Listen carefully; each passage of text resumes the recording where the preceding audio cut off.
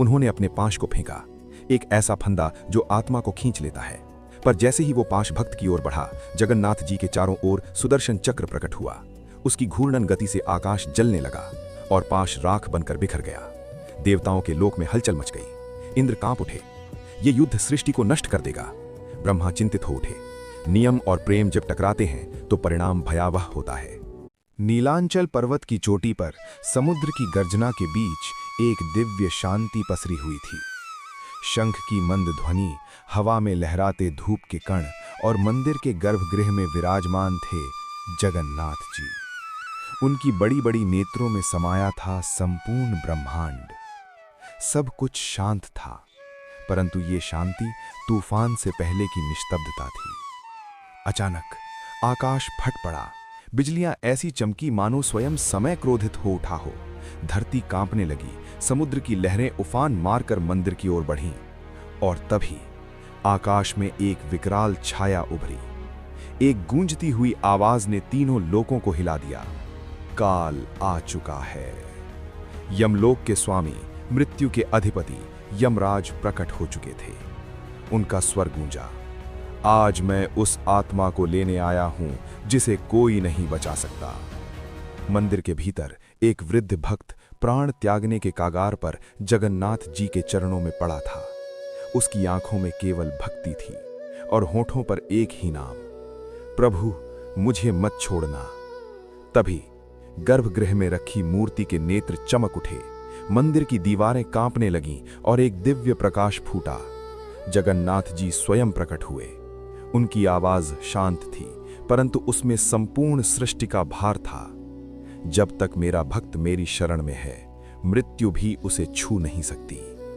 यमराज की आंखें अग्नि की तरह दहक उठीं। जगन्नाथ, तुम नियम तोड़ रहे हो, सृष्टि का संतुलन मेरे हाथ में है। जगन्नाथ जी ने धीरे से मुस्कुराते हुए कहा, और प्रेम मेरे। पहला टकराव। आकाश चीर का हुआ यमराज का काल दंड नीचे गिरा। धरती फट गई, मंदिर की सीढ़ियां चटकने लगीं। परंतु जगन्नाथ जी ने केवल अपनी दृष्टि उठाई और समय थम गया। काल दंड हवा में स्थिर हो गया। यमराज चौंक उठे, ये असंभव है। यमराज ने अपने रथ को बुलाया, अंधकार से बना हुआ वो रथ जिसमें जुते थे काल के अश्व। उन्होंने अपने पाश को फेंका, एक ऐसा फंदा जो आत्मा को खींच लेता है। पर जैसे ही वो पाश भक्त की ओर बढ़ा, जगन्नाथ जी के चारों ओर सुदर्शन चक्र प्रकट हुआ। उसकी घूर्णन गति से आकाश जलने लगा और पाश राख बनकर बिखर गया। देवताओं के लोक में हलचल मच गई। इंद्र कांप उठे, ये युद्ध सृष्टि को नष्ट कर देगा। ब्रह्मा चिंतित हो उठे। नियम और प्रेम जब टकराते हैं तो परिणाम भयावह होता है। यमराज ने अपना विराट रूप धारण किया। उनका शरीर आकाश से भी विशाल हो गया। उनकी आंखों से ज्वालाएं निकलने लगीं। उन्होंने गर्जना की, मैं स्वयं काल हूं, मुझसे कोई नहीं बच सकता। उन्होंने हजारों भ्रम रचे, हर दिशा में मृत्यु के दृश्य, हर ओर चीखें, हर ओर विनाश। परंतु जगन्नाथ जी शांत खड़े रहे। उन्होंने अपनी आंखें बंद की और एक ही शब्द कहा, माया। सभी भ्रम एक पल में समाप्त हो गए। यमराज ने अपनी अंतिम शक्ति का प्रयोग किया, महाकालास्त्र। आकाश काला पड़ गया, तारे बुझने लगे, समय की धारा उलटने लगी। सभी लोकों में भय छा गया। जगन्नाथ जी ने धीरे से अपने हाथ उठाए। उनके पीछे अनंत रूप प्रकट हुए, विष्णु, कृष्ण, राम, सभी स्वरूप। सुदर्शन चक्र प्रज्वलित हुआ और उन्होंने कहा, जब भक्त पुकारता है तब मैं नियमों से परे हो जाता हूं। सुदर्शन चक्र और महाकालास्त्र टकराए। टक्कर इतनी भयंकर थी कि स्वर्ग हिल गया, पाताल फट गया, धरती दो भागों में बंटने लगी, समुद्र उबलने लगे। ऋषि मुनि स्तब्ध रह गए। नारद बोले, ये युद्ध नहीं, ये सृष्टि का अंत है। अंतिम क्षण, जब सब कुछ समाप्त होने वाला था, तभी एक दिव्य प्रकाश प्रकट हुआ। समय थम गया, अस्त्र रुक गए, युद्ध थम गया। वो स्वयं थे महाविष्णु का परम स्वरूप। उनकी आवाज गूंजी, बस।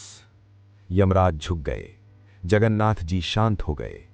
महाविष्णु बोले, यम, तुम धर्म के रक्षक हो, परंतु ये मत भूलो कि भक्ति धर्म से भी ऊपर है।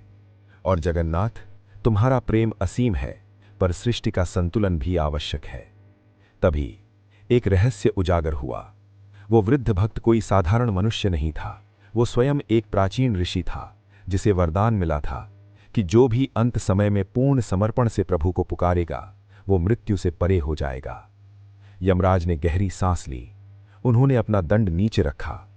आज मैं पराजित नहीं, शिक्षित हुआ हूं। जगन्नाथ जी ने अपने भक्त को उठाया, उसे अपने हृदय में समा लिया और कहा, अब तुम काल से परे हो।